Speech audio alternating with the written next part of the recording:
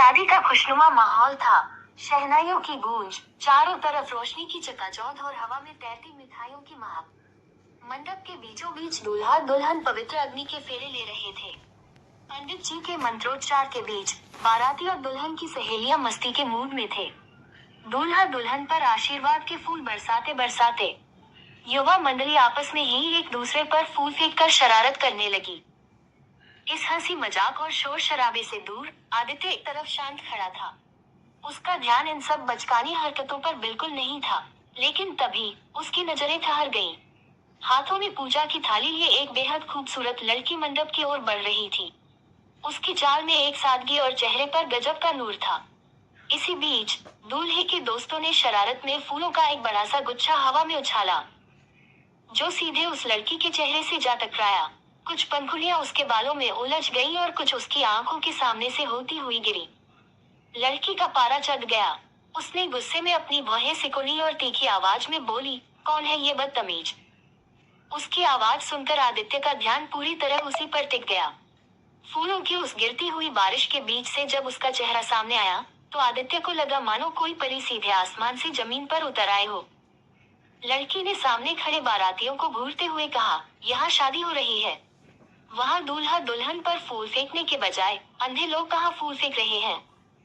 आदित्य से अब रहा नहीं गया। उसने होठों पर एक शरारती मुस्कान लाते हुए कहा, अंधे होते तो आप पर फूल थोड़े ही फेंकते। ये सुनते ही सुहानी लड़की तिलमिला उठी। उसने आदित्य को आंखें दिखाते हुए कहा, ए मिस्टर, ज्यादा स्मार्ट बनने की कोशिश न करें।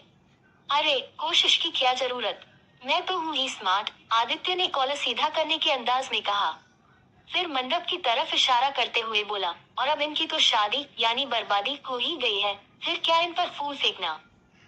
सुहानी ने तंज कसते हुए कहा, बड़ी बर्बादी लग रही है तो रोक क्यों नहीं लेते। आदित्य ने मुस्कुराकर उसकी आंखों में देखा और कहा, पॉसिबल नहीं है। वो क्या कहते हैं उसे, सम्मोहन, काला जादू, वश में है भाई हमारा, इससे बचना बड़ा मुश्किल है। सुहानी ने अपनी गर्दन को थोड़ा सा मटकाया और इतराते हुए जवाब दिया, आप तो बहुत होशियार हैं, आप बच के रहिएगा इस काले जादू से, वरना आप भी बर्बाद हो जाएंगे। आदित्य ने अपनी नजरें सुहानी की कचरारी आंखों पर टिका दी और बेहद संजीदगी से कहा, कभी कभी चाह कर भी बच नहीं सकते इस काले जादू से। दोनों की नजरें एक दूसरे से टकराईं। कुछ पलों के लिए जैसे वक्त थम गया। न शादी का शोर सुनाई दे रहा था, न मंत्रों की आवाज। दोनों बस एक दूसरे की आंखों में खोए रहे। तभी अचानक सुहानी को होश आया कि वे दोनों खचाखच भरे मंडप के बीच खड़े हैं और कई लोग उन्हें ही देख रहे हैं।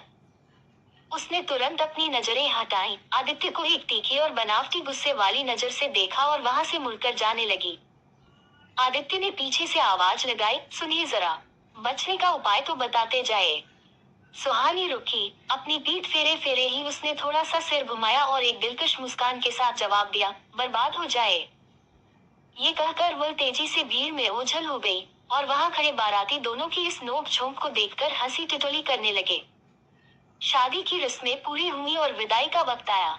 दुल्हन की विदाई के बाद सभी लोग घर लौटे। आदित्य के दिलो दिमाग पर अब भी उसी परी का चेहरा छाया हुआ था।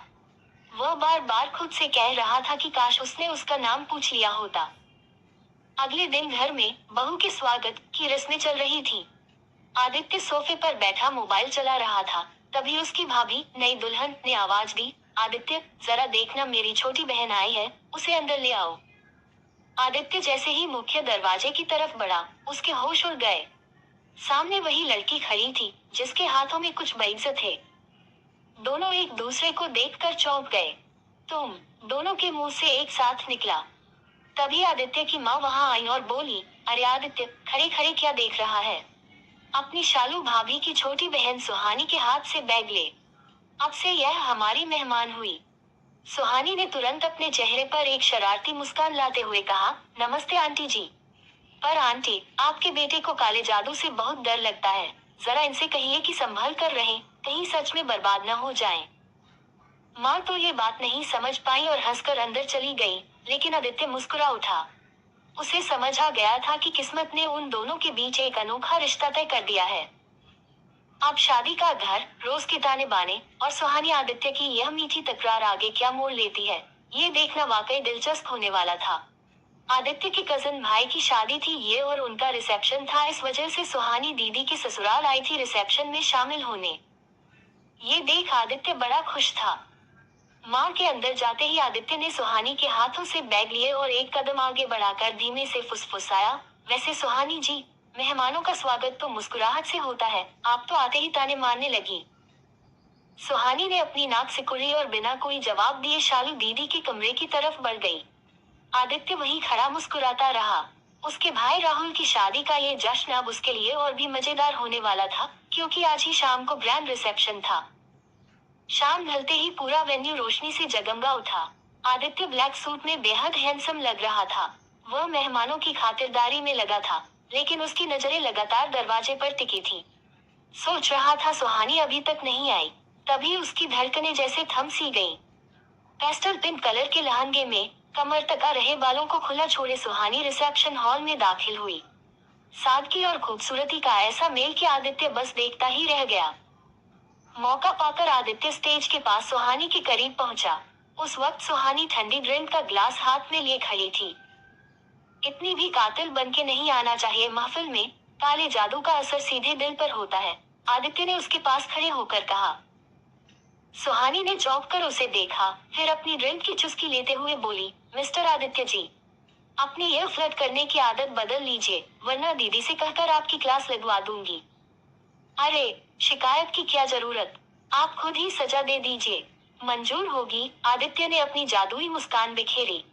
सुहानी का दिल इस बात पर थोड़ा सा धड़का, पर उसने खुद को संभाला और हंसते हुए कहा, अच्छा, वैसे कल तो आप बड़े स्मार्ट बन रहे थे, आज जरा ये बताइए कि दूल्हे के भाई होने के नाते आपने क्या खास तैयारी की है।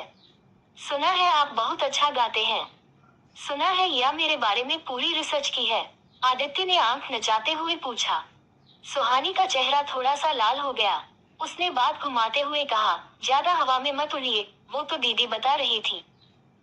तभी एंकर ने स्टेज से अनाउंस किया, अब मैं स्टेज पर बुलाना चाहूंगा दूल्हे के छोटे भाई, the one and only Aditya को, जो अपनी आवाज से आज की शाम को और भी खूबसूरत बनाएंगे।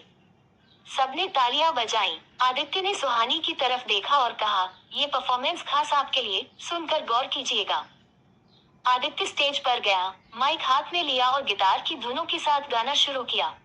उसने बेहद खूबसूरत और रोमांटिक गाना चुना। चांदी जैसा रंग है तेरा, सोने जैसे बाल, एक तू ही धनवान है गोरी, बाकी सब कंगाल। गाते हुए उसकी नजरें पूरे समय सुहानी पर थीं। हॉल में मौजूद सभी लोग आदित्य की आवाज के दीवाने हो रहे थे।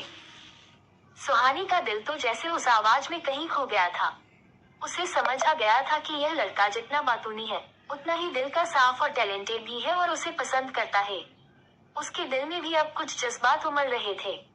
गाना खत्म होते ही पूरा हॉल तालियों की गड़गड़ाहट से गूंज उठा।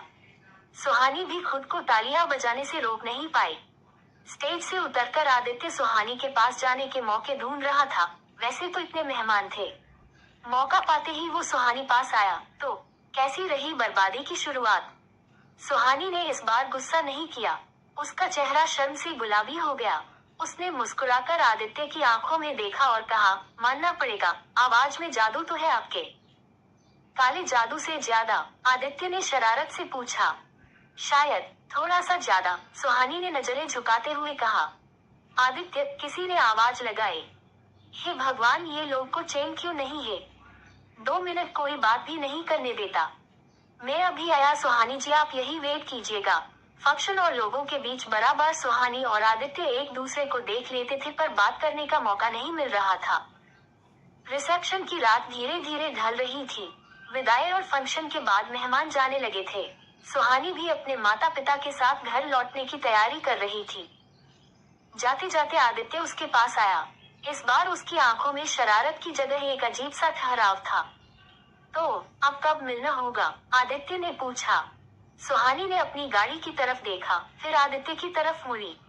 उसने अपना फोन निकाला और स्क्रीन आदित्य के सामने कर दी। अगर आप बर्बाद होने के लिए पूरी तरह तैयार हैं, तो अपना नंबर डायल कर दीजिए।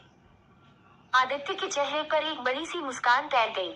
उसने तुरंत सुहानी का फोन लिया और अपना नंबर सेव कर दिया। सुहानी ने फोन वापस लिया, गाड़ी में बैठी और खिड़की से हाथ हिलाते हुए बोली, बाय मिस्टर स्मार्ट। गाड़ी आगे बढ़ गई, लेकिन आदित्य वहीं खड़ा रहा। वह जानता था कि यह सिर्फ एक शादी का अंत नहीं, बल्कि उनकी अपनी एक खूबसूरत और अनोखी प्रेम कहानी की शुरुआत था। रिसेप्शन की वह चमचमाती रात अब ढल चुकी थी। मेहमान जा चुके थे और घर में शादी की थकान के बाद एक अजीब सा सन्नाटा पसर गया था। सब लोग अपने अपने कमरों में सोने चले गए थे, लेकिन आदित्य की आंखों से नींद कोसों दूर थी। वह अपने कमरे की बालकनी में खड़ा ठंडी हवा के झोंकों को महसूस कर रहा था। उसके हाथों में उसका फोन था और नजरें बार बार स्क्रीन पर टिक जाती थी। घड़ी में रात के 2 बज रहे थे। क्या वह सो गई होगी, या फिर आदित्य ने अभी सोचा ही था कि उसके फोन की स्क्रीन चमक उठी। एक अनजान नंबर से नोटिफिकेशन था। मिस्टर स्मार्ट, जाग रहे हो या बर्बादी के सपने देख रहे हो? Winking face. आदित्य के चेहरे पर एक गहरी, दिलकश मुस्कान तैर गई। दिल की धड़कनें अचानक तेज हो गईं। उसने बिना एक पल गंवाए तुरंत नंबर सेव किया, काला जादू, और टाइप किया। सपने देखने की जरूरत ही नहीं पड़ी, जब से खुली आंखों से एक परी को देख लिया है। वैसे सुहानी साहिबा इतनी रात को जीजाजी के भाई को याद कर रही हैं, कहीं सच में जादू का असर उल्टा तो नहीं हो गया? दूसरी तरफ अपने कमरे के बिस्तर पर लेटी सुहानी ने जैसे ही यह मैसेज पढ़ा, उसने तकिए में अपना मुंह छुपा लिया। उसका दिल जोरों से धड़क रहा था। उसने जवाब दिया, ज्यादा खुश होने की जरूरत नहीं है। वो तो बस ये चेक करने के लिए मैसेज किया था कि नंबर सही है या नहीं। अगले कुछ दिन दोनों के लिए किसी सुनहरे ख्वाब जैसे थे। सुबह की गुड मॉर्निंग से लेकर रात की गुड नाइट तक दोनों के बीच बातों का एक ऐसा सिलसिला शुरू हुआ जो थमने का नाम ही नहीं ले रहा था। दोनों फोन पर घंटों बातें करते, एक दूसरे की पसंद नापसंद जानते और शालू दीदी व राहुल भाई के बहाने मिलने के मौके तलाशते। ठीक 1 हफ्ते बाद शालू भाभी के पगफेरे की रस्म थी। आदित्य खुद गाड़ी चलाकर सुहानी के घर राहुल भाई और भाभी को लेने पहुंचा। जैसे ही सुहानी ने घर का दरवाजा खोला, दोनों की नजरें मिली। सुहानी ने पीले रंग का एक सादा सा सूट पहना था, जिसमें वह भला की खूबसूरत लग रही थी। आदित्य उसे बिना पल के झपकाए देखता रहा। मौका पाकर जब घर के बाकी लोग अंदर बातचीत में व्यस्त थे, आदित्य रसोई की तरफ गया जहां सुहानी सबके लिए चाय बना रही थी। आदित्य दबे पांव अंदर घुसा और सुहानी के ठीक पीछे जाकर खड़ा हो गया। उसकी सांसों की गर्माहट सुहानी की गर्दन पर महसूस हुई। सुहानी अचानक चौंक कर मुड़ी। आदित्य, आप यहाँ क्या कर रहे हैं? कोई देख लेगा। आदित्य ने एक कदम और आगे बढ़ाया। अब दोनों के बीच फासला न के बराबर था। उसने सुहानी की आंखों में देखते हुए बेहद धीमी और रोमांटिक आवाज में कहा, देखने दो। अपनी होने वाली बर्बादी को करीब से देखने का हक तो है ना मुझे? सुहानी की सांसें अटक गईं। आदित्य की गहरी नजरें उसके होठों से होती हुई उसकी कचरारी आंखों पर टिक गई थी। सुहानी का हाथ कांपने लगा और चाय का चम्मच नीचे गिरते गिरते बचा। आदित्य ने फुर्ती से उसका हाथ थाम लिया। तुम्हारी आंखें इतनी गहरी हैं सुहानी, कि अब इस काले जादू से बचने का मेरा कोई इरादा नहीं है, आदित्य ने बेहद संजीदगी से कहा। सुहानी ने अपनी नजरें झुका ली। उसका पूरा चेहरा शर्म से लाल हो चुका था। उसने धीरे से अपना हाथ छुड़ाने की कोशिश की, लेकिन आदित्य की पकड़ में एक अजीब सा एहसास था, एक ऐसा एहसास जो डर का नहीं, बल्कि मुकम्मल इश्क का था। उस शाम लौटते वक्त आदित्य ने किसी तरह शालू भाभी से कहकर सुहानी को भी अपने साथ चलने के लिए मना लिया। रास्ते में उसने गाड़ी एक खूबसूरत शांत लेक साइड झील के किनारे कैफे की तरफ मोड़ दी। शाम का वक्त था, सूरज ढल रहा था और आसमान में लालिमा छाई थी। दोनों झील के किनारे एक बेंच पर बैठे थे। हवा में एक हल्की सी ठंडक थी। यहाँ क्यों लाए हो मुझे? सुहानी ने अपनी शॉल को थोड़ा और ओढ़ते हुए पूछा। आदित्य ने अपनी जैकेट उतारी और बड़े प्यार से सुहानी के कंधों पर डाल दी। उस जैकेट से आदित्य के परफ्यूम की सोंधी सी खुशबू आ रही थी, जिसने सुहानी के दिल को अंदर तक सराबोर कर दिया। रिसेप्शन के दिन मैंने तुम्हारे लिए एक गाना गाया था, आदित्य ने सुहानी का हाथ अपने हाथों में लेते हुए कहा, लेकिन आज मैं बिना किसी संगीत के सिर्फ अपने दिल की बात कहना चाहता हूँ। सुहानी ने बिना कुछ बोले उसकी तरफ देखा। उसकी आंखों में आदित्य के लिए बेपनाह मोहब्बत साफ नजर आ रही थी। सुहानी, उस शादी के मंडप में जब पहली बार तुम पर फूल गिरे थे, तब मुझे लगा था कि वो महज एक इत्तेफाक था। लेकिन आज मुझे यकीन है कि वो किस्मत का इशारा था। मैं अपनी जिंदगी की हर सुबह तुम्हारी इस मुस्कुराहट के साथ देखना चाहता हूँ। क्या तुम मेरी इस खूबसूरत बर्बादी का हिस्सा बनोगी? आई लव यू, सुहानी। झील का पानी शांत था, लेकिन सुहानी के दिल में भावनाओं का समंदर उमड़ रहा था। उसकी आंखों में खुशी के आंसू चमक उठे। उसने आदित्य के हाथों पर अपनी पकड़ मजबूत की, अपना सिर धीरे से उसके मजबूत कंधे पर रख दिया और फुसफुसाए, लव यू टू आदि, और हाँ, इस काले जादू की कैद से मैं तुम्हें अब जिंदगी भर आजाद नहीं होने दूंगी।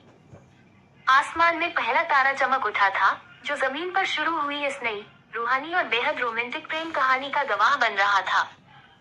झील के किनारे हुआ वह एक रात दोनों की जिंदगी का सबसे खूबसूरत मोड़ बन चुका था। अब उनके बीच सिर्फ शरारती नोक-झोंक नहीं थी, बल्कि एक ऐसी गहरी कशिश थी जो दोनों को हर पल करीब ला रही थी। लेकिन इस नए नए इश्क के साथ ही दोनों के दिलों में एक छुपा हुआ डर भी था, परिवार का रिएक्शन। आदित्य और सुहानी जानते थे कि वे एक ही परिवार में दोहरे रिश्ते, जीजा के भाई और दीदी की बहन, में बंधने जा रहे हैं, इसलिए उन्हें अपने कदम बहुत संभाल कर रखने थे। अगले कुछ हफ्तों में दोनों ने चोरी छिपे मिलने के नए नए बहाने ढूंढ निकाले। कभी शालू भाभी के लिए शॉपिंग करने के नाम पर, तो कभी राहुल भाई की किसी पेंडिंग फाइल को पहुंचाने के बहाने। एक शाम, भारी बारिश हो रही थी। सुहानी एक मॉल के बेसमेंट पार्किंग में आदित्य का इंतजार कर रही थी। तभी अचानक एक गाड़ी आकर रुकी और आदित्य ने उसे अंदर खींच लिया। सुहानी के बाल बारिश की बूंदों से भीगे हुए थे और उसके चेहरे पर एक अजीब सी घबराहट थी। आदित्य, तुम पागल हो क्या? कोई देख लेता तो? सुहानी ने अपनी धड़कनों को संभालते हुए कहा। आदित्य ने गाड़ी की लाइट बंद कर दी। बाहर गिरती बारिश की आवाज और गाड़ी के अंदर का सन्नाटा माहौल को और भी रोमांटिक बना रहा था। आदित्य धीरे से सुहानी की तरफ झुका। सुहानी की सांसें तेज हो गईं। उसने डरकर अपनी आंखें बंद कर लीं। आदित्य ने उसके चेहरे पर आ गिरे बालों की एक भीगी लट को बड़े प्यार से अपनी उंगलियों से हटाया। उसकी उंगलियों का छुअन सुहानी के चेहरे पर बिजली की तरह दौड़ा। जब तुम डरती हो ना सुहानी, तो तुम्हारा ये काला जादू और भी जानलेवा हो जाता है, आदित्य ने उसके कान के पास फुसफुसाते हुए कहा। सुहानी ने अपनी आंखें खोली और आदित्य की आंखों में छिपी दीवानगी को देखा। अब डर गायब हो चुका था, उसकी जगह सिर्फ और सिर्फ इश्क था। सुहानी ने अपने दोनों हाथ आदित्य के गले में डाल दिए और अपना चेहरा उसके सीने से लगा लिया। घंटों वो ऐसे ही बैठे रहे, एक दूसरे की बाहों में कैद होकर। बाहर कड़कती बिजली जैसे उनकी धड़कनों की गवाह बन रही थी। कुछ दिनों बाद आदित्य के घर पर एक पारिवारिक पूजा, सत्यनारायण कथा, रखी गई थी, जिसमें सुहानी का पूरा परिवार भी आया था। घर मेहमानों से भरा था। शालू भाभी और राहुल भाई पूजा पर बैठे थे। आदित्य सफेद रंग के कुर्ते पायजामे में बेहद डैशिंग लग रहा था, वहीं सुहानी ने लाल रंग की साड़ी पहनी थी।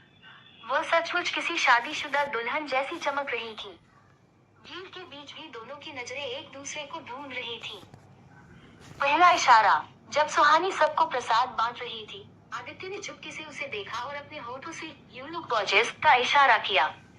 सुहानी ने शर्माकर अपनी नजरें झुका ली। दूसरा इशारा। पंडित जी ने जब दूल्हा दुल्हन को एक दूसरे को फूल देने को कहा, तब आदित्य ने एक फूल उठाया और दूर खड़ी सुहानी की तरफ फेंकने का नाटक किया। सुहानी को तुरंत शादी के पहले दिन का वह मंडप याद आ गया और उसके चेहरे पर वही पुरानी दिलकश मुस्कान आ गई। कथा खत्म होने के बाद सुहानी रसोई में कुछ बर्तन रखने गई। वहां उस वक्त कोई नहीं था। आदित्य मौका देखकर तुरंत अंदर घुस गया और पीछे से सुहानी को अपनी बाहों में भर लिया। आदित्य, छोड़ो, माँ या दीदी आ जाएंगी, सुहानी ने घबराकर फुसफुसाते हुए कहा, पर उसने खुद को छुड़ाने की कोई गंभीर कोशिश नहीं की। नहीं छोड़ूंगा, आज तुम इस लाल साड़ी में बिल्कुल मेरी दुल्हन जैसी लग रही हो। मुझसे अब और इंतजार नहीं होता सुहानी, आदित्य ने उसके कंधे पर अपनी ठुड्डी टिकाते हुए कहा। सुहानी ने थोड़ा मुड़कर आदित्य के गालों पर अपने होठों का एक हल्का सा, मखमली छुअन छोड़ दिया, उसका पहला चुंबन। अब तो छोड़ो, मिस्टर स्मार्ट, वरना सच में पकड़े जाएंगे, सुहानी ने पूरी तरह शर्माते हुए कहा। आदित्य स्तब्ध रह गया। उसे उम्मीद नहीं थी कि सुहानी उसे ऐसे किस करेगी। वह मुस्कुराते हुए पीछे हटा, लेकिन उसकी आंखों में अब एक नया संकल्प था। उसी रात, जब सब मेहमान चले गए, आदित्य और सुहानी फोन पर बात कर रहे थे। आदित्य, मुझे इस तरह छुप छुप कर मिलना अच्छा तो लगता है, पर एक डर भी है। अगर घर वालों को किसी और तरह से पता चला तो, सुहानी ने चिंता व्यक्त की। आदित्य ने अपनी बालकनी से आसमान के तारों को देखते हुए कहा, मैं भी यही सोच रहा था सुहानी। हमारे रिश्ते में कोई खोट नहीं है। राहुल भाई और शालू भाभी की जोड़ी जितनी परफेक्ट है, हमारी भी उतनी ही होगी। कल मैं माँ और राहुल भाई से सीधे बात करने वाला हूँ। सच में मुझे बहुत डर लग रहा है आदित्य, सुहानी ने कहा। डरो मत मेरी जान, जब तक तुम्हारा ये स्मार्ट लड़का तुम्हारे साथ है, तुम्हारी इस बर्बादी को कोई नहीं रोक सकता, आदित्य ने माहौल को हल्का करते हुए कहा। दोनों हंस पड़े, लेकिन दोनों जानते थे कि आने वाला कल उनके इस खूबसूरत रोमांटिक सफर की सबसे बड़ी परीक्षा होने वाला था। क्या परिवार इस दोहरा रिश्ते को स्वीकार करेगा? रात की उस बातचीत के बाद दोनों के दिलों में उम्मीद और घबराहट की एक नई लहर दौड़ रही थी। सुबह की पहली किरण के साथ ही आदित्य ने मन बना लिया था कि अब अपने प्यार को छुपाना नहीं है। सुबह का वक्त था। राहुल भाई अपने कमरे में लैपटॉप पर कुछ काम कर रहे थे। आदित्य गहरी सांस लेते हुए उनके कमरे में दाखिल हुआ। राहुल भाई, कुछ बात करनी थी, आदित्य की आवाज में एक अजीब सी संजीदगी थी। राहुल ने लैपटॉप से नजरें हटाई। हाँ बोल आदू, सब ठीक तो है ना? इतना गंभीर क्यों लग रहा है? आदित्य ने अपनी उंगलियों को आपस में फंसाया और सीधे राहुल की आंखों में देखते हुए कहा, भाई, मैं सुहानी से प्यार करता हूँ। हम दोनों एक दूसरे को पसंद करते हैं और अपनी आगे की जिंदगी साथ बिताना चाहते हैं। कमरे में कुछ पलों के लिए गहरा सन्नाटा छा गया। आदित्य का दिल किसी ड्रम की तरह बज रहा था। तभी राहुल के चेहरे पर एक धीमी सी मुस्कान आई। उसने उठकर आदित्य के कंधे पर हाथ रखा। मुझे तो रिसेप्शन की रात ही शक हो गया था, जब तू सिर्फ उसी की तरफ देखकर गा रहा था। सुहानी एक बहुत प्यारी लड़की है आदू, और अगर तुम दोनों खुश हो, तो मेरी तरफ से पूरी हरी झंडी है। लेकिन माँ को मनाना थोड़ा मुश्किल हो सकता है क्योंकि वो पुराने ख्यालों की है। शाम को जब शालू भाभी और माँ हॉल में बैठी चाय पी रही थी, तब राहुल और आदित्य दोनों वहाँ पहुँचे। राहुल ने आदित्य को आंख से इशारा किया। माँ, शालू की छोटी बहन सुहानी को तो आप जानती ही हैं, राहुल ने बात की शुरुआत की। हाँ, बहुत सुशील और चुलबुली लड़की है, मुझे बहुत पसंद आई, माँ ने मुस्कुराते हुए चाय की चुस्की ली। माँ, अगर वह आपको इतनी पसंद है, तो क्या आप उसे इस घर की छोटी बहू बनाना चाहेंगी? आदित्य ने हिम्मत जुटाकर सीधे कह दिया। ये सुनते ही माँ के हाथ से चाय का कप छूटते छूटते बचा। शालू भाभी भी हैरान रह गई। माँ का चेहरा गंभीर हो गया। आदित्य, ये तू क्या कह रहा है? एक ही घर में दो सगे भाइयों की शादी दो सगी बहनों से, समाज में लोग क्या कहेंगे? अजीबोगरीब बातें बनेंगी। माहौल में अचानक भारीपन आ गया। आदित्य घुटनों के बल माँ के पास बैठा और उनका हाथ अपने हाथों में ले लिया। माँ, क्या समाज हमारे सुख दुख में साथ खड़ा होता है? शालू भाभी के आने से हमारे घर में कितनी खुशियाँ आई हैं, सुहानी भी वैसी ही है। मैं उससे बेपनाह मोहब्बत करता हूँ माँ, और आपके आशीर्वाद के बिना यह मुकम्मल नहीं हो सकती। आदित्य की आंखों में सच्चाई और प्यार साफ दिख रहा था। शालू भाभी ने आगे बढ़कर माँ के कंधे पर हाथ रखा। माँ जी, मेरी बहन सुहानी बहुत खुशकिस्मत होगी अगर उसे आदित्य जैसा जीवन साथी और आपके जैसा मायके जैसा ससुराल मिलेगा। प्लीज मान जाए ना। माँ ने कुछ देर तक आदित्य के चेहरे को देखा। एक माँ अपने बेटे की आंखों में छिपी सच्ची तड़प को कभी अनदेखा नहीं कर सकती। उन्होंने एक ठंडी सांस ली और मुस्कुरा दी। बढ़ाया अपनी माँ को पिघलाने वाला। ठीक है, मुझे सुहानी के माता पिता से बात करने में कोई एतराज नहीं है। कमरे का सन्नाटा अचानक ठहाकों और खुशियों में बदल गया। आदित्य ने तुरंत माँ को गले लगा लिया। माँ की मंजूरी मिलते ही आदित्य ने तुरंत सुहानी को फोन लगाया और उसे शाम को उसी लेक साइड कैफे में मिलने को कहा। जब सुहानी आई, तो वह बहुत घबराई हुई थी। वह अपनी उंगलियों को मरोड़ रही थी। आदित्य चुपचाप उसे देखता रहा। उसने चेहरे पर जानबूझकर एक उदास मुखौटा पहन रखा था। क्या हुआ आदित्य? माँ ने मना कर दिया ना? मुझे पता था। सुहानी की आंखों में आंसू तैर आए। आदित्य ने तड़प कर उसका हाथ थामा और उसे अपनी तरफ खींचा। सुहानी सीधे उसके सीने से जा टकराई। आदित्य ने उसकी कमर के चारों तरफ अपनी बाहें कस ली। पागल लड़की, तुम्हारी इस बर्बादी का वारंट माँ ने खुद साइन कर दिया है। माँ मान गई है सुहानी। बहुत जल्द तुम मिसेज आदित्य बनने वाली हो, आदित्य ने उसके गाल को चूमते हुए कहा। सुहानी ने खुशी के मारे अपनी आंखें बंद कर ली। उसके आंसू अब आदित्य के कुर्ते को भिगो रहे थे, लेकिन ये खुशी के आंसू थे। उसने अपनी बाहें आदित्य की गर्दन के गिर्द और मजबूत कर ली। झील के पानी पर चांद की रोशनी तैर रही थी। हवा में हल्की सी सरसराहट थी। आदित्य ने धीरे से सुहानी का चेहरा ऊपर उठाया। सुहानी की कजरारी आंखें इस वक्त प्यार के खुमार से अध खुली थी और उसके गुलाबी होंठ कांप रहे थे। अब तो डर खत्म हो गया ना मेरी जादूगरनी। आदित्य की आवाज गहरी और मदहोश करने वाली हो गई थी। सुहानी ने बिना कुछ बोले अपनी नजरें आदित्य के होठों पर टिका दी। यह उसकी तरफ से मूक सहमति थी। आदित्य धीरे धीरे नीचे झुका। दोनों की सांसें एक दूसरे में उलझने लगी। और फिर उस ठंडी चांदनी रात में झील के किनारे दोनों के होंठ एक बेहद लंबे, गहरे और रूहानी चुंबन में खो गए। ये सिर्फ दो शरीरों का नहीं, बल्कि दो रूहों का मिलन था, जो मंडप की उस फूलों की बारिश से शुरू होकर अब एक अटूट बंधन बनने जा रहा था। जब वे अलग हुए, तो सुहानी का चेहरा शर्म से लाल हो चुका था और वो पूरी तरह आदित्य के सीने में समा गई। आई लव यू, आदि। अब इस बर्बादी का मजा जिंदगी भर साथ चखेंगे, सुहानी ने उसके दिल की धड़कन पर अपना हाथ रखते हुए फुसफुसाया। झील के किनारे उस रूहानी मुलाकात और मां की मंजूरी के बाद दोनों परिवारों के बीच बातचीत का सिलसिला बहुत तेजी से आगे बढ़ा। सुहानी के माता पिता तो पहले से ही आदित्य के स्वभाव और उसके परिवार से वाकिफ थे, इसलिए उन्होंने हंसते हंसते इस दोहरे रिश्ते को स्वीकार कर लिया। देखते ही देखते दोनों के रोके सगाई की पहली रस्म का दिन तय हो गया। रोके का फंक्शन सुहानी के घर पर ही था, जिसमें सिर्फ बेहद करीबी लोग शामिल हुए थे। पूरा घर गेंदे के फूलों और पीली रोशनियों से सजाया गया था। आदित्य ने इस मौके पर गहरे नीले रंग का नवाबी कुर्ता पहना था, जिसमें वह हमेशा की तरह बेहद हैंडसम लग रहा था। लेकिन जैसे ही सुहानी ने हॉल में कदम रखा, आदित्य की नजरें वहीं थम गईं। सुहानी ने पेस्टल ग्रीन कलर का शरारा पहना था, कानों में बड़े बड़े झुमके और माथे पर एक छोटी सी बिंदी। उसकी सादगी पर आज फिर से आदित्य का दिल हार गया। जब आदित्य ने सुहानी की उंगली में हीरे की अंगूठी पहनाई, तो उसने बेहद धीमे से सुहानी के हाथ को दबाया और फुसफुसाया, ऑफिशियली बुक हो गई आप, मिसेज आदित्य। अब इस काले जादू का पेटेंट मेरे नाम है।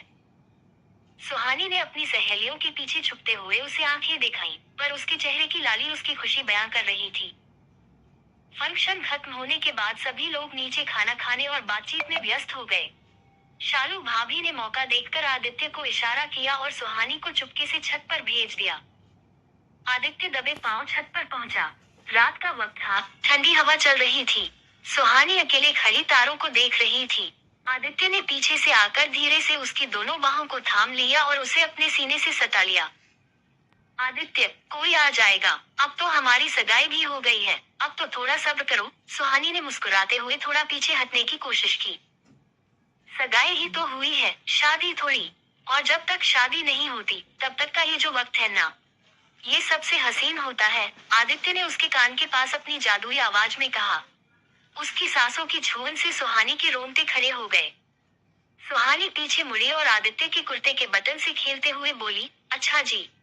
पर सुनिए, अब जब रिश्ता पक्का हो गया है, तो कुछ रूल्स नियम बदलने होंगे। रूल्स? कैसे रूल्स साहिबा? सॉरी मंगेतर जी, आदित्य ने शरारत से पूछा। रूल नंबर 1, अब आप किसी भी लड़की की तरफ देखकर अपनी वो जादुई मुस्कान नहीं बिखेरेंगे। रूल नंबर 2, आपके सारे रोमांटिक गाने सिर्फ और सिर्फ मेरे लिए होंगे। और रूल नंबर 3, सुहानी ने अपनी उंगली आदित्य के होठों पर रख दी। मुझसे दूर रहने की ज्यादा कोशिश मत कीजिएगा, क्योंकि अब मुझे भी इस बर्बादी की आदत हो गई है। आदित्य ने सुहानी की उस उंगली को अपने होठों से चूम लिया और उसका हाथ हटाकर सीधे उसकी कमर पर अपनी पकड़ मजबूत कर ली। तुम्हारी हर बंदिश मंजूर है सुहानी। वैसे तीसरे रूल को अभी से फॉलो करना शुरू कर दें। आदित्य की नजरें सुहानी के गुलाबी होठों को हाथों से हल्के से छुआ। सुहानी ने अपना माथा आदित्य के सीने पर टिका दिया। आदित्य ने उसे अपनी बाहों में और कस लिया, मानो वह दुनिया की सारी खुशियों को बस इसी एक पल में समेट लेना चाहता हो। घर लौटने के बाद दोनों के फोन कॉल्स का सिलसिला और भी बढ़ गया। अब वे सिर्फ प्रेमी प्रेमिका नहीं, बल्कि होने वाले पति पत्नी थे। शादी की तारीख ठीक 2 महीने बाद की निकली थी। एक रात फोन पर बात करते हुए सुहानी ने कहा, आदि, शालू दीदी कह रही थी कि शादी के कपड़ों की शॉपिंग के लिए हमें अगले हफ्ते दिल्ली जाना है।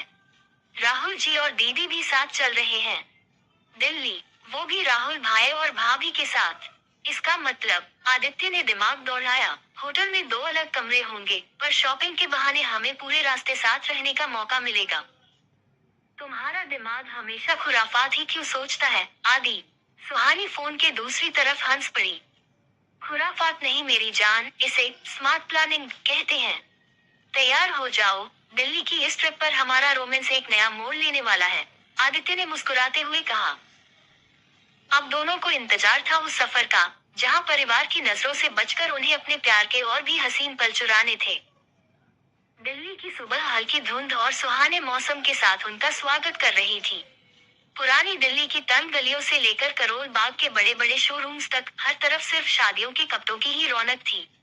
राहुल भाई और शालू भाभी आगे आगे चल रहे थे, जबकि आदित्य और सुहानी जानबूझकर 2 कदम पीछे रहकर एक दूसरे का हाथ थामने के मौके तलाश रहे थे। एक बड़े से लहंगे के शोरूम में शालू भाभी अपने भारी भरकम कपड़ों के सिलेक्शन में व्यस्त थी। राहुल भाई थके हुए सोफे पर बैठकर मोबाइल देख रहे थे। आदित्य ने मौका देखा और सुहानी को आंख से इशारा करके थोड़ा दूर ले गया, जहां भारी अनारकली सूट्स और शेरवानियों का ट्रायल रूम एरिया था। जैसे ही सुहानी एक पेस्टल रेड सिल्क सूट को देखने के लिए आगे बढ़ी, आदित्य ने फुर्ती से उसका हाथ पकड़ा और उसे ट्रायल रूम के ठीक पीछे बने एक छोटे से स्टाफ कॉरिडोर के कोने में खींच लिया। आदि, तुम बिल्कुल पागल हो चुके हो। दीदी या जीजू इधर आ गए तो क्या मुंह दिखाएंगे? सुहानी ने अपनी पीठ दीवार से सटाते हुए बेहद धीमी आवाज में कहा। आदित्य ने अपने दोनों हाथ सुहानी के चेहरे के दोनों तरफ दीवार पर टिका दिए। वह पूरी तरह उसके करीब आ चुका था। सुहानी की सांसें तेज चल रही थी। उसकी नजरें लगातार कॉरिडोर के मोड़ पर थी कि कहीं कोई आ न जाए। आदित्य ने अपनी झुकी हुई नजरें सुहानी की कजरारी आंखों पर टिका दी और धीरे से कहा, दिल्ली आए हैं तो यहाँ का दिल धड़काना तो बनता है ना, मंगेतर जी। बिना कोई मौका गंवाए, आदित्य ने सुहानी के होठों पर अपने होठों का एक गहरा और प्यार भरा एहसास छोड़ दिया। सुहानी ने अपनी आंखें मूंद ली और उसकी शर्ट को उंगलियों में कसकर भींच लिया। तभी दूर से शालू भाभी की आवाज गूंजी, सुहानी, अरे कहाँ रह गई तू? देखना यह वाइन कलर का लहंगा तुझ पर कैसा लगेगा। आवाज सुनते ही सुहानी ने आदित्य को हल्के से धक्का दिया, अपने बिखरे बालों को ठीक किया और शर्माते हुए बाहर की तरफ भाग गई।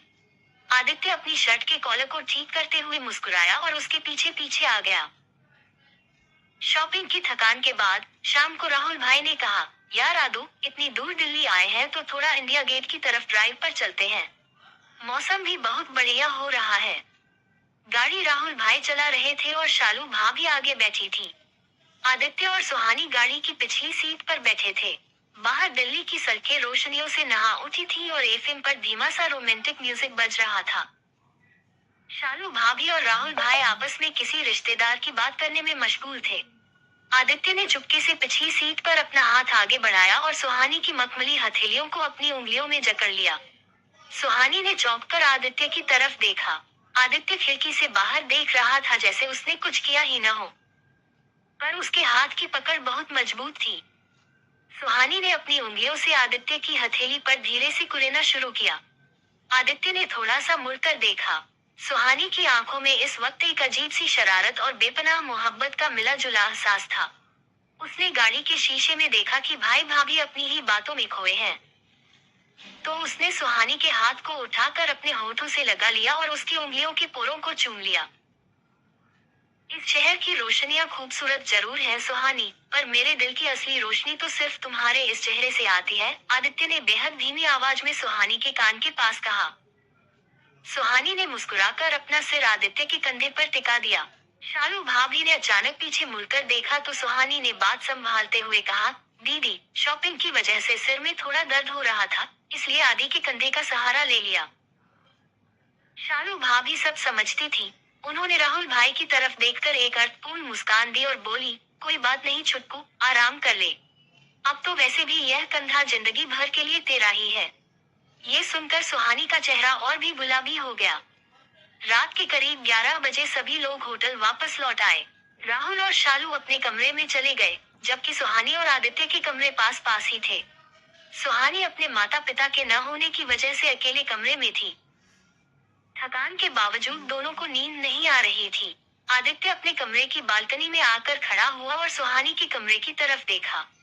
दोनों कमरों की बालकनियां आपस में जुड़ी हुई थी, बीच में सिर्फ एक छोटा सा डेकोरेटिव डिवाइडर था। आदित्य ने धीरे से सुहानी के कमरे के कांच वाले दरवाजे पर नॉक किया। सुहानी ने पर्दा हटाया और आदित्य को बाहर खड़ा देखकर मुस्कुराते हुए दरवाजा खोला। तुम सोते क्यों नहीं, आदि? सुबह जल्दी निकलना है हमें। सुहानी ने डिवाइडर के पास आकर अपनी बाहें रेलिंग पर टिकाते हुए कहा, नींद से मेरा पुराना झगड़ा चल रहा है, जब से तुम मेरी रातों का चैन बनकर आए हो। आदित्य ने उसका हाथ अपने हाथ में लेते हुए कहा, सोच रहा हूँ सुहानी, ठीक 1 महीने बाद हमारी शादी हो जाएगी। तुम हमेशा के लिए मेरे घर, मेरे कमरे और मेरी जिंदगी का हिस्सा बन जाओगी। तब हमें इस तरह छुपकर मिलने की जरूरत नहीं होगी। सुहानी ने आदित्य की आंखों में देखा, जहां उसके लिए आदर और अटूट प्रेम साफ झलक रहा था। उसने कहा, आदि, कभी कभी मुझे यकीन नहीं होता कि मंडप में फूलों का वो गुच्छा गिरना और तुम्हारा वो डायलॉग, अंधे होते तो आप पर फूल थोड़े ही फेंकते, हमें यहाँ तक ले आएगा।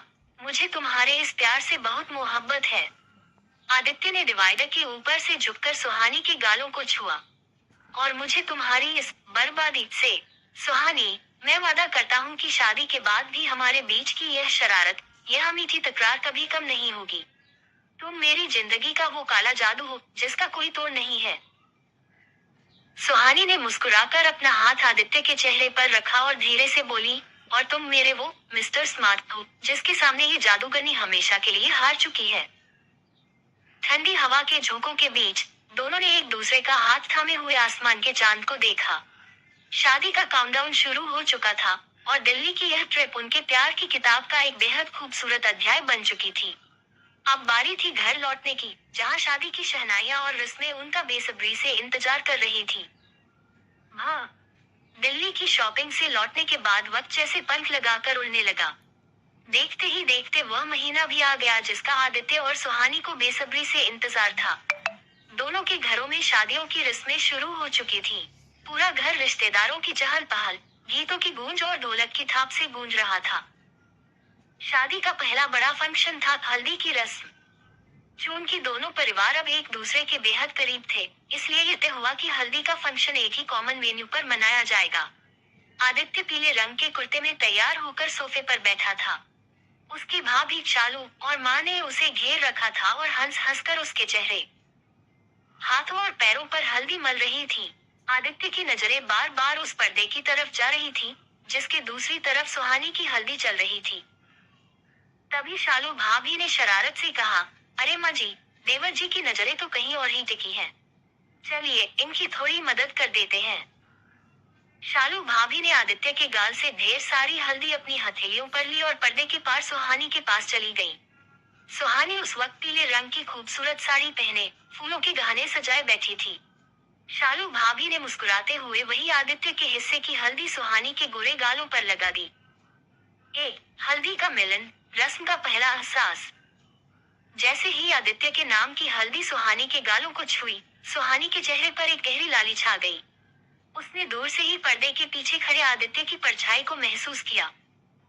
2 गलियारे का सन्नाटा, चोरी छिपे मुलाकात। फंक्शन खत्म होने के बाद, जब सब लोग हाथ मुंह धोने में व्यस्त थे, आदित्य ने सुहानी को चेंजिंग रूम की तरफ जाते देखा और चुपके से उसके पीछे हो लिया। 3 अगली शाम मेहंदी और संगीत का फंक्शन था। चारों तरफ हरे और सुनहरे रंग की डेकोरेशन थी। सुहानी के हाथों और पैरों में बेहद बारीक और खूबसूरत राजस्थानी मेहंदी रची जा रही थी। उसकी सहेलियां उसके चारों तरफ नाच गा रही थी। आदित्य डार्क ग्रीन कलर की इंडो वेस्टर्न शेरवानी में हॉल में दाखिल हुआ। उसने सीधे सुहानी के पास जाकर अपनी जगह बना ली। दिखाए जरा, हमारी बर्बादी का कॉन्ट्रैक्ट कहाँ साइन हुआ है? आदित्य ने सुहानी की हथेलियों की तरफ देखते हुए मजाकिया अंदाज में पूछा। सुहानी ने अपनी दोनों हथेलियां उसके सामने फैलाई और गर्व से मुस्कुराई। मेहंदी के घने डिजाइनों के बीच सुहानी ने बहुत ही चालाकी से आदित्य का नाम छुपाया हुआ था।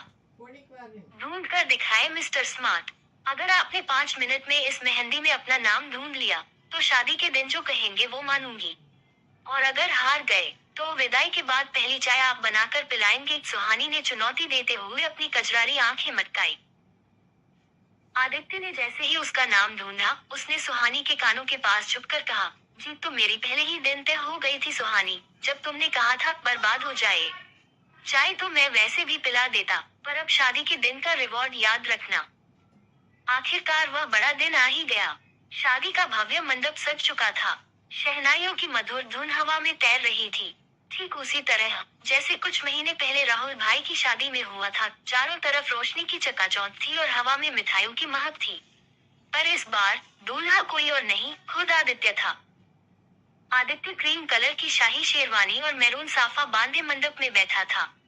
उसका दिल जोर जोर से धड़क रहा था। तभी फूलों की चादर के नीचे अपनी सहेलियों और शालू भाभी के साथ सुहानी ने हॉल में प्रवेश किया। लाल रंग के भारी लहंगे में घूंघट की ओट से उसकी झुकी हुई नजरें सीधे आदित्य से जाकर मिली। आदित्य बस स्तब्ध होकर उसे देखता रह गया। आज वह सचमुच किसी परी जैसी लग रही थी, जिस पर से नजर हटाना नामुमकिन था। सुहानी मंडप में आकर आदित्य के बगल में बैठ गई। पंडित जी ने मंत्रोच्चार शुरू किया। जयमाला की रस्म पूरी हुई और फिर वो वक्त आया जब दोनों को पवित्र अग्नि के फेरे लेने थे। जैसे ही दोनों ने फेरे लेने शुरू किए, आदित्य के कजन और दोस्तों की युवा मंडली ने वही पुरानी शरारत दोहराई। उन्होंने हवा में फूलों की एक भारी बारिश कर दी। रंग बिरंगी पंखुड़ियां हवा में उड़ती हुई सीधे सुहानी और आदित्य के ऊपर गिरने लगी। कुछ पंखुड़ियां सुहानी के बालों में उलझ गईं और कुछ उसकी आंखों के सामने से होती हुई गिरी। सुहानी ने फेरे लेते लेते ही घूंघट के अंदर से आदित्य की तरफ देखा और अपनी भौहें सिकुड़कर दबी आवाज में कहा, देखा आदि, आपके दोस्तों की बदतमीजी आज भी नहीं गई। फेरे ले रहे हैं हम, और ये अंधे लोग कहाँ फूल फेंक रहे हैं। आदित्य के होठों पर वही पुरानी जानलेवा और शरारती मुस्कान लौट आई। उसने सुहानी का हाथ अपने हाथ में और कसकर थामा, पवित्र अग्नि के सातवें फेरे की तरफ कदम बढ़ाया और उसकी आंखों में देखते हुए बेहद संजीदगी से फुसफुसाया, अंधे होते तो हम पर फूल थोड़े ही फेंकते, मेरी जान। ये तो हमारी इस खूबसूरत बर्बादी का जश्न मना रहे हैं। सुहानी का दिल इस बात पर जोर से धड़का। उसने मुस्कुराकर अपनी नजरें झुका ली। पंडित जी ने कहा, फेरे पूरे हुए, आज से आप दोनों पति पत्नी हैं। आदित्य ने सुहानी की मांग में सिंदूर भरा और उसके गले में मंगलसूत्र पहनाया। मंडप की वह नोकझोंक, जो एक इत्तेफाक से शुरू हुई थी, आज 7 फेरों और उम्र भर के वादे में बदल चुकी थी। दोनों ने एक दूसरे की आंखों में देखा, जहां अब छुप छुप कर मिलने का डर नहीं था, बल्कि एक नए और मुकम्मल सफर का अटूट विश्वास था। मंडप की उस जादुई रात के बाद आदित्य और सुहानी के जीवन की किताब में रोमांस का एक ऐसा नया चैप्टर शुरू होने वाला था, जिसकी कल्पना उन दोनों ने ही नहीं की थी। चलिए इस सफर को आगे बढ़ाते हैं। शादी की रस्मों और विदाई के भावुक पलों के बाद रात के करीब 2 बजे सुहानी ने आदित्य के घर में गृह प्रवेश किया। शालू भाभी ने हंसते मजाक करते हुए सारी रस्में पूरी करवाई और आखिरकार सुहानी को आदित्य के कमरे में छोड़कर चली गई। कमरा गुलाब और मोगरे की भीनी भीनी खुशबू से महक रहा था। सुहानी अपने भारी लाल लहंगे में बेड के बीचों बीच घूंघट गिराए बैठी थी। उसका दिल इतनी जोर से धड़क रहा था कि उसे डर था कहीं बाहर तक आवाज न चली जाए। तभी दरवाजे का लॉक खुला। आदित्य कमरे में आया। उसने शेरवानी उतार दी थी और अब वो सफेद कुर्ते पायजामे में बेहद रिलैक्स लग रहा था। वो दबे पांव सुहानी के पास आया और बेड पर उसके बिल्कुल सामने बैठ गया। तो मिसेज सुहानी, आदित्य मल्होत्रा, आखिरकार आप कानूनी तौर पर मेरी इस खूबसूरत बर्बादी का हिस्सा बन ही गई। आदित्य ने अपनी वही जानलेवा शरारती मुस्कान के साथ कहा और धीरे से उसका घूंघट उठा दिया। घूंघट उठते ही आदित्य की सांसें थम गईं। सुहानी की कजरारी आंखें नीचे झुकी हुई थीं, गालों पर शर्म की लाली थी और माथे की बिंदिया उसकी खूबसूरती में 4 चांद लगा रही थी। इतनी शर्म, क्या मैं तुम्हें पहली बार देख रहा हूँ? सुहानी आगे बढ़कर आदित्य के गले लग गई। दोनों देर तक ऐसे ही एक दूसरे से लिपटे रहे। सुहानी, इस पर यही थम जाए, काश मैं तुम्हें अपनी बाहों में यूं ही छुपाए रखूं। तुमसे मिलना मेरी जिंदगी का सबसे हसीन पल था। सुहानी की धड़कनें अब कुछ संभलने लगी। और तुम मेरी किस्मत आदि। दोनों ने एक दूसरे की आंखों में देखा। आंखों में एक दूसरे को पाने की बेकरारी नहीं दिख रही थी, पर जैसे एक दूसरे को पा लिया हो ऐसा सुकून दिख रहा था। चांदनी रात में 2 दिल एक दूसरे में समा गए और हमेशा के लिए एक हो गए। चांद उनके मिलन की गवाही देकर मुस्कुरा रहा था। नई सुबह उनका इंतजार कर रही थी। आगे भी सुहानी और आदित्य के रोमांस भरे लाइफ का सफर बरकरार रहेगा। आगे के पार्ट के लिए सब्सक्राइब करें।